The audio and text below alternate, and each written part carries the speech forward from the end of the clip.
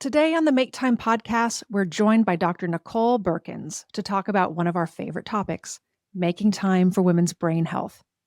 She's a licensed clinical psychiatrist, board-certified nutritionist, and a leading expert in integrative approaches to brain wellness. With nearly 3 decades of experience, Dr. Nicole has helped thousands of children and adults improve mood, focus, and overall well-being by addressing the powerful connection between the brain and the body. She's also the founder of an integrative mental health clinic, a best-selling author, and award-winning therapist. So let's make time for Dr. Nicole Buerkens. Hi, Dr. Nicole. Thank you so much for joining us today on the Make Time podcast. Emma and I are so excited to have you. Oh, it's such a pleasure to be here. I've been looking forward to this conversation. So I've known Dr. Nicole for quite a few years now, and I'm thrilled that she's going to be on talking to our guest today. And I'm just really grateful that you're able to join us. So we're super excited. So Dr. Nicole, I will start it off. What is the most important thing that you think it's important for women to make time for, and why? Hands down for me, it's brain health. And it's brain health, not just because I am in middle age with grown kids and, heading towards older adulthood now, but even as I think about being in my younger years, before I had kids, when my kids were little, women, we use our brains in amazing ways all the time for like managing everything in our own lives and the lives of people around us. And we don't think about how hard our brains are working and how much we can do, even in simple ways, to protect our brains as we head into our older years. And so often we don't think about anything with our health until it's a problem, right? And I think brain health is especially like that. We just take for granted that, oh, I'm a woman, my brain can take care of everything, right? I'm used to juggling a million things. I can focus, I can multitask, I can manage the kids and work and home. And we just take for granted that our brain operates in that way until we start to get into a phase of life or have some kind of health issue or something where our brain starts to not work as well. And then we go, oh my gosh, my brain is not working the way it used to. Oh no, what do I do about this? And so I really am a proponent of the message that if we can, A, be aware of and appreciate all the amazing ways that our brain functions for us throughout life, and B, be proactive about doing things at every stage of life to help preserve and protect our brain function. It helps us function not only better now in whatever stage of life that we're in, but as we age as well. So to me, that is like the most important thing. And the research is more and more bearing that out as well, which I think is super, super exciting. Yeah, I always say prevention is better than cure. So you're absolutely speaking to the choir over here.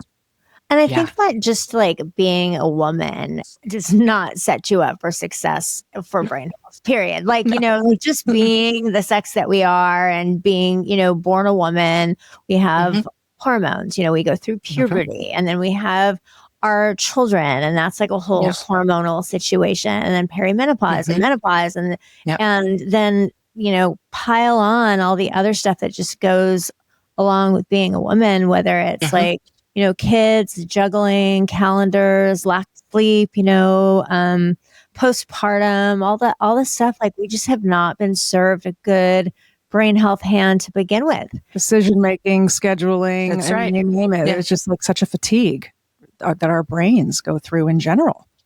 Huge fatigue. And to your point, Helen, there's amazing things that we as women are given on a physiological and neurological level to be able to handle all that stuff.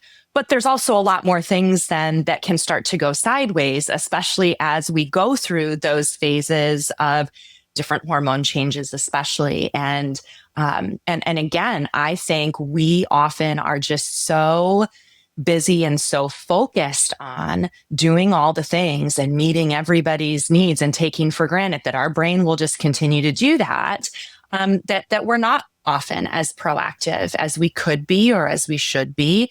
And, research has shown for a long time, let's take a condition like Alzheimer's, for example, where we know that affects women at hugely greater numbers than it does men. And when you start looking at the physiology and you start looking at even more recent research, helping us to understand, why that is, it has a lot to do with these hormone changes. It has a lot to do with the things that we go throughout the different phases of life and the unique physiology of our brains and bodies. So I think it's a hugely important conversation. It's a big part of why I'm such a fan of what you are doing with raising awareness and providing solutions. And I think even just to frame the conversation around the fact that prioritizing your brain health and doing things to proactively support your brain health doesn't need to be this huge additional energy drain or thing on your to-do list, right? Like I know if you're out there listening to this and you're like, oh yeah, okay, I know, but it's one more thing. And like, I'm overwhelmed just thinking about, oh my gosh, now I have to like focus on things that take care of my brain along with everything else.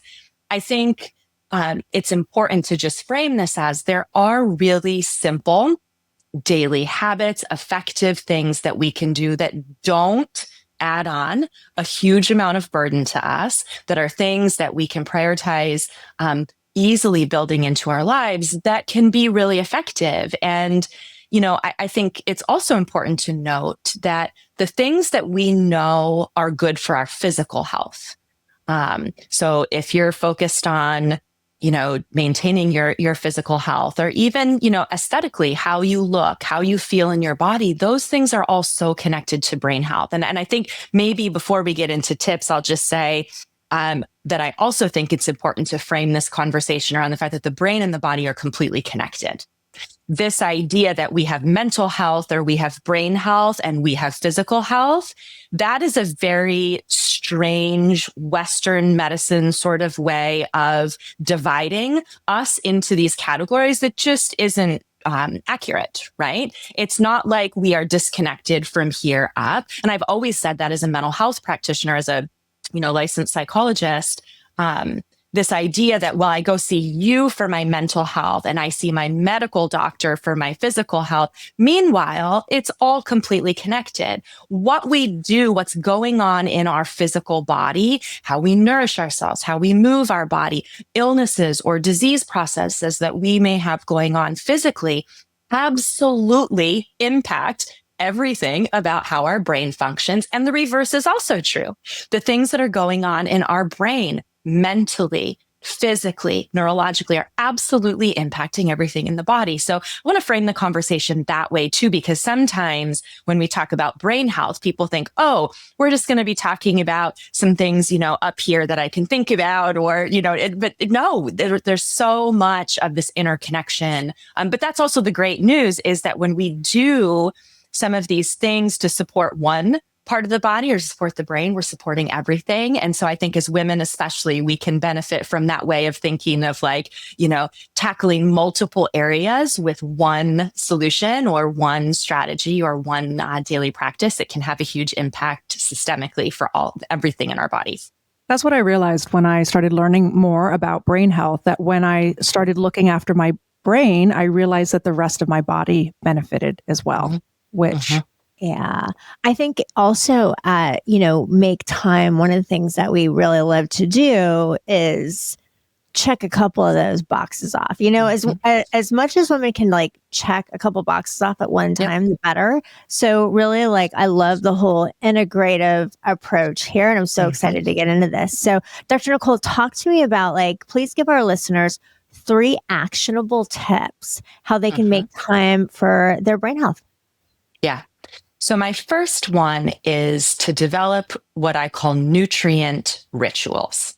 Now, I'm a big fan of nutrition and nutrients for nourishing the brain and body. It's why I went back and got a degree in nutrition and really focused on that in my work with patients around brain health, around mental health, because the way that we nourish our bodies has everything to do with how our brain functions.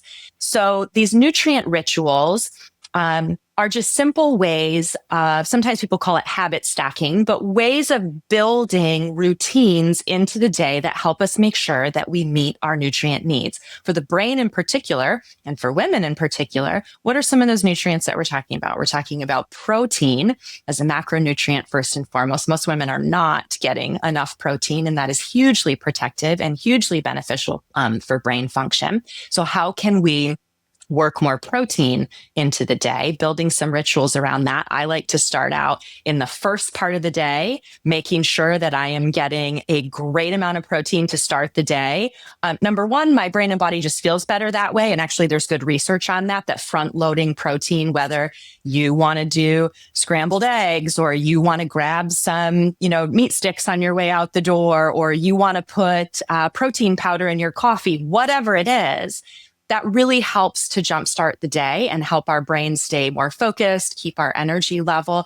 The other thing that I think it does psychologically for us when we front load some of these things earlier in the day, we already emotionally feel like we've had a win, right? When I can get to like 9 o'clock in the morning and feel like, oh, Helen, to your point, I already checked some of those boxes, right? Man, I'm already at 30 grams of protein for the day. That is really motivating and also helps set up then for us to make better choices or have a stronger, progression to the day with these kinds of things. So nutrient rituals, protein in the morning. The other nutrient ritual that I do that I think is really beneficial for people is, how can I get as many of my supplements in one sort of thing as possible? So for me, I take a long walk every morning early, and I fill my water bottle and put as many of my nutritional supplements in there as I can. Again, for ease, for time savings. Women, we don't have,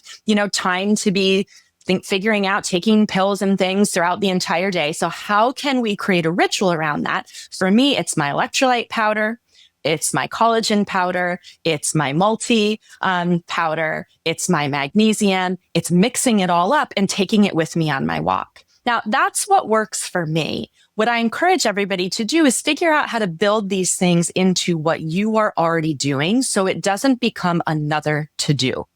Right? I think that's why so many people fail at things like, let's just even say a supplement routine. It's like, oh my gosh, I have now have to remember and I have to have these out and I take them throughout the day. Simplify it for yourself. Create a ritual. Can be at any time in the day. For me, it happens to be in the morning because that feels better to me. But figure out how to make it simple and easy. And then you get into that habit. Right? It's just a habit, just like making coffee for me in the morning is a habit. Filling my water bottle, putting my nutrients in there, that's a habit. And then I know that I have that supplement support to support my brain, to support my body as I go through the day. So that's my first tip. I love the habit stacking. Yeah, that's the way to do it. I have to do it as well. I have to get a lot of stuff done for me in the morning because the days just get so busy. Right. So I think it's really about finding the time that's suitable for you and continue to do it and have it form a habit. Yeah. And give yourself a couple weeks to get into the groove with it, but build it in a way. What I always said to patients is, if you're a couple weeks into any new routine, whether it's, maybe a movement or an exercise routine or a stress reducing routine or a new food or nutrient routine, if you're a couple weeks in and it's still feeling really, stressful, laborious, like you're forgetting to do it at times, then we need to relook at how we've got that routine set up, right? Because the goal is that these things have ease in your schedule and in your life. So I really encourage people to look at how to make these things fit and work in a way that is not going to add on additional stress, but is going to help you feel successful with building these things in and doing it. It's one of the things that I love about, with Make Time Wellness, you guys have the drink mix, the powdered mix. And it's one of the things that I think is so smart with that is that it allows people who are busy, women who are busy, to easily throw that in a water bottle and go about your day, right? Can throw that in a water bottle, head out for my walk that I'm doing anyway. And now I have checked multiple boxes: hydration, nutrient support, adaptogen support, all of those things while I'm taking the walk that I was going to do anyway. So That's my first tip, is to create those rituals with nutrients. My second one, I think of this as protecting cognitive space. One of the things that is really important for protecting and preserving brain health is not constantly overloading ourselves. Now, that feels almost impossible, especially depending on what stage of life you're in. If you've got kids still in the school years and you're working and all those things, I completely get that. I have been there. A little easier for me now with my kids, 19 to 25, and not needing the same level of daily support anymore. But what I mean by protecting cognitive space is making sure that we have some things built into the day where we are not overloading and overtaxing our brain. You can think of it as like these little reset or rest periods for the brain. Walking is one of my absolute favorite ways to do this. Walking, you don't have to walk fast. You can walk slow, fast, whatever you want to do. But walking is hugely regulating and very supportive from a mental health and emotional level, also very supportive at a physiological level, not just because we're moving our body and helping to maintain weight or whatever else we might walk for, but it supports blood flow and it supports something called BDNF, which is like fertilizer for your brain. And that helps us to preserve and protect and grow new brain connections. So simple walking is one of the best things that we can do. It also helps us to, unless you're having a super stressful work conversation or whatever while you're doing it, it helps preserve that protective space. It creates this little bubble of space and time, whether it's 5 minutes or an hour or whatever it's going to be, to slow things down in the brain, to give the brain that space to protect that cognitive space and also do those physiological benefits that help. Another way to protect cognitive space is being mindful of our digital habits, right? This is, I think, over the last decade, one of the things that has been most problematic for us in terms of our cognition, in terms of our brain health, is that we spend a lot of time now with our face in a screen and mindlessly scrolling and taking in all of this content, and it's like endless, right? It's a real double-edged sword, the ability to have so much information available to you, but then also having so much information available to you. And it is incredibly taxing and overloading for the brain, even if you're just consuming what may feel like funny or mindless kinds of videos or whatever. The brain is still stimulated. The brain is still taxed by that.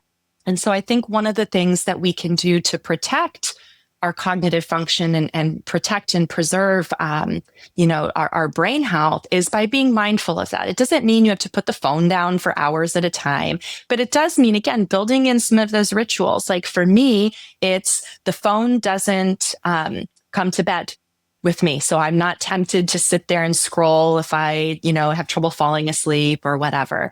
The phone doesn't come in the bathroom with me. The phone doesn't come to meals. We've long in my family had a ritual and routine of phones stay away from the table. Even those brief spaces of giving the brain a break from that constant stimulation and that constant scrolling, super important. I don't know if you've noticed that for yourselves or for your kids, but it's a huge issue for the brain. Yeah, I'm in a time in my life where I'm able to not necessarily need to have my phone on me every second of the day because just because of my season that I'm in. And so it's been really interesting. Now sometimes I just can leave it because I'm with my husband. That's who needs to reach me, right? And I can just leave my phone, not take it. And sometimes I make it a thing. Like before we'll go out to dinner, I'm going to be like, I'm going to leave my phone at home, or I'm going to leave my phone when we go for a walk, or like just leaving it down for a minute a thing. And so I think it's actually it's very freeing, when you just put your phone down for an hour and not just disconnect from it. I think it's great. I also love that idea of being able to leave your phone when you go for a walk. I have a harder issue just as a caregiver, as a mother. It's very hard for me to disconnect from my phone. I'm very glued to it, unfortunately. fortunately. But I do agree that there are times where it's like, I am going to go for this 20-minute walk and I don't need my phone. But what am I going to do if I can't listen to a podcast? Right. Right. It's exactly those moments, though, that are so beneficial for supporting brain health, is the moments where we go, but what will I do? And it's in those moments where the brain can have a pause and do nothing. Boredom can be a great thing. I have said that to my kids and my pediatric patients for 3 decades now, that boredom is not a bad thing. Boredom is actually creates space for the brain to be able to do some of the best things that it's designed to do. But it's so interesting how we are in a time now where we're just used to that constant stimulation. And I think for women too, sometimes it's an issue of we actually feel badly about taking space and doing nothing because we're so primed for this idea of we should always be productive, right? If I'm going to go for a walk, I should listen to that podcast and return those texts and call my kids and whatever. And we need to step back and realize that whether it's 5 minutes or 5 hours or whatever it is in between, the brain really benefits from us protecting that cognitive space. And even if, we need to have the phone with us, just even when we're on like social media, for example, being mindful of how much we're just scrolling, right? Because that burns. I mean, we could do a whole conversation about the impact that has on neurotransmitter levels and like burning out our dopamine system and how that impacts brain health. But even just taking breaks from that and going, oh, I went on, I saw what I needed to see or what I wanted to see. And now I'm going to be mindful about just putting the phone back in my pocket or in my bag and continuing on and not the scrolling. So just the awareness of that, huge for protecting that cognitive space. And the third tip for people. So we've done nutrient rituals, protecting cognitive space. And then the third one is having some kind of stress recovery practice, because stress is inevitable. Stress is not necessarily bad. The brain actually needs some stress. If we'd never had any stress about anything, we'd never get anything done and actually wouldn't function, right? The problem is that we, especially as women, tend to have an overabundance of stress that then can have negative effects on things like our cortisol levels, things like our brain's ability to focus, to regulate itself. We can get really anxious. We can feel really frazzled or inattentive. So having some kind of stress recovery practice, again, it's building a little buffer for the brain. It's saying, okay, we're going to have this stress and that's okay. The goal is not, I think sometimes people run around thinking, I have to reduce my stress. And then they create so much stress from trying to reduce it, right? Or like, I have to get healthy. I have to protect my brain health. And then it's another thing to be stressful about. It's like, nope, stress is going to be there. How do we train ourselves and our brain to coexist well with stress? So whether that is like, for me, I have a breath work practice. It's not long, but it is daily and it is a non-negotiable for me. That is a really good stress reset for me. For some people, it's meditation. For some people, it's journaling or a gratitude practice. And I know you've had lots of episodes previously on the podcast on lots of these topics. So great. People can go back and refer to some of those. Even things like exercise, taking a walk, whatever helps you to have a reset, a pause, recalibrate those stress levels. That recovery process is very protective of brain health and really does, even if it's 5 minutes or 30 seconds of deep breathing here and 30 seconds there, it really does add up, and it has a wonderful effect on preserving brain function, protecting brain function. And, there's nutrients that we can use to support stress recovery as well. Things that fall under the category of adaptogens, things like L-theanine, saffron, rhodiola, ashwagandha, nutrients that can really help the brain to recover and reset from that stress. And those can play a wonderful role for many people, especially women, in helping us to recalibrate that stress and helping to protect the brain in that way. So those are my 3: nutrients, cognitive space, and stress recovery. I love the stress recovery, because I know for myself, like I just stopped breathing. I mean, like, I just like, what breath? I mean, there was a period of time, a couple of years ago where, I mean, I don't think I took a breath for 6 months, I mean, like stress, trauma, all these things can do like horrible things to your person. And so just remembering to breathe, when you're in a stressful situation, I think is so important. And another thing that I do, and actually Tim taught me this, is I wait. I like don't allow myself to react. And it's why am I talking? Like I have to really kind of just take a moment, and I could either respond, I could be reactive, and I could respond in my high cortisol stress way, or I can think about why I'm talking. And I can, because nothing's going to change the situation. I can either respond to it in a stress reaction, or I can wait a minute and not. And so it's like a decision that I try to make when I'm in really stressful situations. But key is breathing. I mean, like, oh my gosh, I feel like I breathe in my chest a lot, and sometimes and I notice it, and I'm like, oh my God, bring that breath through the body. Remember to take it all the way down. It's just here. And when you do, I have an alarm that's set on my iPhone, my iWatch. What do you call this thing? My iWatch. Yeah. And it goes off periodically throughout the day, which will remind me to just take a minute to just breathe. And what is so sad about it is that when it goes off, I realize that like my shoulders are up here. Yeah. I'm just so tense. And I'm like, I'm just like, relax. Yes. Relax your body. It is so important. So you have to think that we are walking around just grit. Like this. Getting out, I think for me as well, going for a walk is really helpful for me and my stress release. Working out is something that really helps me too. So it is really about finding those pockets and moments to how to de-stress. Also, I'm not a yoga person, but there's I'm not, because it's really hard for me. But like the Shavasana, where you just kind of like lay it all out and not, because I find myself even when I'm resting, I'm like contorted. Yes, I know. Yeah. So I have to like contort myself. And I was just with my little niece, right? I was just on a holiday, and I was with my little niece Gemma, and she was having like stress and anxiety. And so we did this little exercise. I'm like, okay, like let's lie down on these pool chairs and just like unwind your body. And she was so cute. She felt better. So Shavasana, even if you don't do yoga. It's great. No, sorry. For kids too. No, go ahead. You go.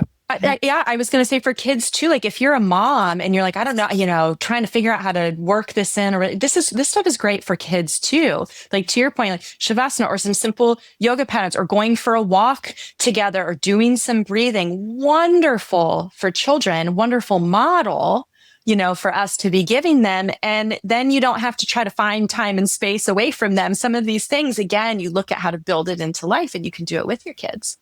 Yeah. Yeah, it's really important to model that as well. So this is something that we ask all of our guests. Dr. Nicole, what are you not making time for that you were going to commit to making more time for today?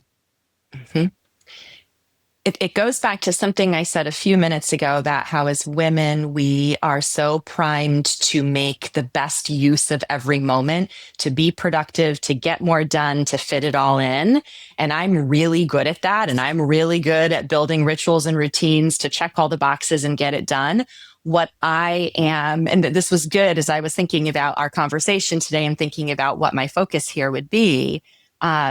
My commitment is to getting more comfortable and being intentional at making time for just joyful downtime, unstructured, not a check the box like, oh, I'm going to also, meet this goal or get this done, but just truly leaving some pockets of space to just have whatever happens, or to do nothing and to not feel guilty about that. So just like these joyful pockets of totally unstructured downtime. I think that would be really good for me, and maybe good for some of our listeners too, to just kind of disentangle our sense of ourself from our productivity and from always needing to check a box, and just saying, no, it's okay for me to have this moment to just do nothing, or to just see what comes up and experience the joy and the rest in that. I love that. I've been trying to do the same thing lately because I'm very triple type A, and I'm like, I'm going to do all these things, and I've got all these ambitions, and I've got all these goals, and I've got to do all this stuff. It's going to be awesome. And I'm so into that.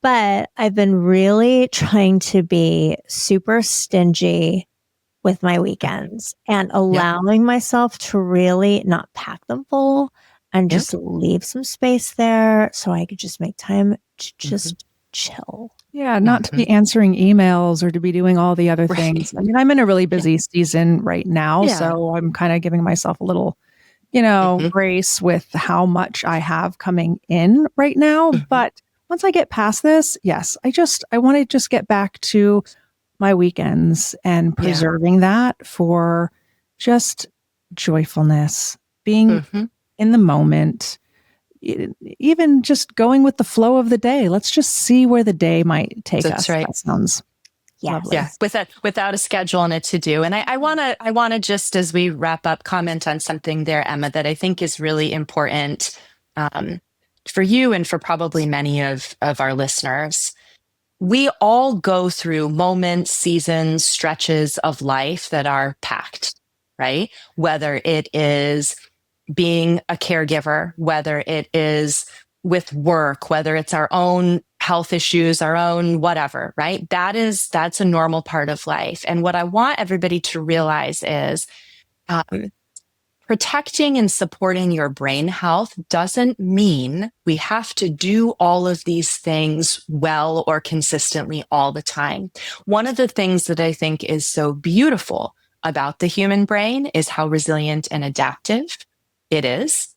And it gives us a lot of grace. Now, that doesn't mean we can neglect it and stay in a super hyper stressful mode constantly for ever and ever and ever, and then not expect that, that's going to be a problem. But it does mean that we can give ourselves grace for the season that we're in, for whatever it is that we have going on, to go, you know what, all is not lost. This is not now something I additionally need to be stressed about, that, oh my gosh, I've gone through this super stressful season and now, my brain and body are going to have issues as a result. When we come through that season, we can just pick back up with some of those practices and move from there. And I think that's a really freeing, really grace-filled way for us to approach everything in health and wellness, but particularly our brain. So I wanted to share that with people. Dr. Nicole, thank you so much. I'm so it's been so amazing to have you on. Please, for people who are listening, how do they find you? Yeah, the best place is at my website, drbuerkens.com. I'm not on social media too much anymore. That's a way that I am preserving and protecting my peace and my brain health. But Instagram is the best place to find me. And it's just at Dr. Nicole Buerkens. Beautiful. Dr. Nicole, thank you so much for coming on. This was just so educational and insightful, and we really appreciate you making time. Thank you for having me. Thanks for joining us today. We hope that listening to our podcast has empowered you to make more time for yourself. So make sure to subscribe, please leave a review, and share with a friend who could use a healthy reminder on the importance of making time. And make sure to keep tuning in, as we will continue to bring on incredible guests to share their Make Time tips on our upcoming episodes. And come say hi over at Make Time Pod or visit us at maketimewellness.com. Until next time, make time.